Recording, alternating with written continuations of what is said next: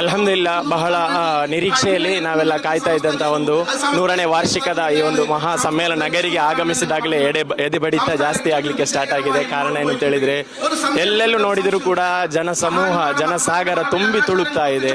ಕಾರಣ ನಾನು 2 ದಿನದ ಹಿಂದೆ ಕ್ಯಾಂಪಿನಲ್ಲಿ ಭಾಗವಹಿಸಿದೆ. ಆ ಕ್ಯಾಂಪಿನಲ್ಲೇ ಭಾಗವಹಿಸಿದಾಗ ಅಲ್ಲೇ ನೆಟ್ವರ್ಕ್ಗಳೆಲ್ಲ ಬ್ಲಾಕ್ ಆಗಿತ್ತು. ಕಾರಣ ಏನು ಅಂತ ಹೇಳಿದ್ರೆ 30,000ಕ್ಕಿಂತಲೂ ಹೆಚ್ಚು ಶಿಬಿರಾರ್ಥಿಗಳು ಅದರಲ್ಲಿ ಭಾಗವಹಿಸಿದರು. ಇವತ್ತು ನೋಡುವಾಗ ಆ ಶಿಬಿರದಿಂದ ಅಸರ್ ನಮಾಜಿನ ಬಳಿಕ ಈ ಸಮ್ಮೇಳನ ನಗರಿಗೆ ಆಗಮಿಸಿದಾಗ ಎಲ್ಲ ತುಂಬ ಜನಸಾಗರ ತುಂಬಿ ತುಳುಕ್ತಾ ಇದೆ. ಇದರಲ್ಲೇ ನಮಗೆ ಗೊತ್ತಾಗ್ತಾ ಇದೆ ಸಮಸ್ತ 100 ವರ್ಷದ ಮುಂಚೆ ಇದರ ಸ್ಥಾಪಕರು ಸ್ಥಾಪಿಸಿದ ಉದ್ದೇಶ ಮತ್ತು ಅವರು ಸ್ಥಾಪಿಸಿದ ಲಕ್ಷ್ಯ ನಿಜವಾಗಿಯೂ ಯಾವುದೇ ಇದರಲ್ಲಿ ಆಶಯದಲ್ಲಿ ಆಗಿರಬಹುದು ಅಥವಾ ಅದರ ಉದ್ದೇಶ ಗುರಿಯಲ್ಲಿ ಆಗಿರಬಹುದು ಯಾವುದೇ ಎಡತೊಡರುಗಳಿಲ್ಲದೆ 100 ವರ್ಷ ಸುದೀರ್ಘವಾಗಿ ವಿಶುದ್ಧತೆಯಿಂದ ಈ ಸಮಸ್ತ ನಡೆದು ಬಂದಿದೆ ಅನ್ನುವಂಥದ್ದು ಜನರೆಲ್ಲರೂ ಒಪ್ಪಿಕೊಳ್ಳಲೇಬೇಕಾದಂತಹ ಒಂದು ನಗ್ನ ಸತ್ಯವಾಗಿದೆ.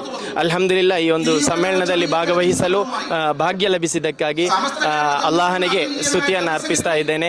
ಅದೇ ರೀತಿ ಕರ್ನಾಟಕದಿಂದ ಕೇರಳದಿಂದ ಅನೇಕ ಲಕ್ಷಾಂತರ ಜನರು ಭಾಗವಹಿಸಿದ್ದಾರೆ. ಈ ಒಂದು ಭಾಗವಹಿಸುವಿಕೆ ನನ್ನ ಜೀವನದಲ್ಲಿ ಮರೆಯಲು ಸಾಧ್ಯವಾಗದಂತಹ ಒಂದು ಭಾಗವಹಿಸುವಿಕೆ.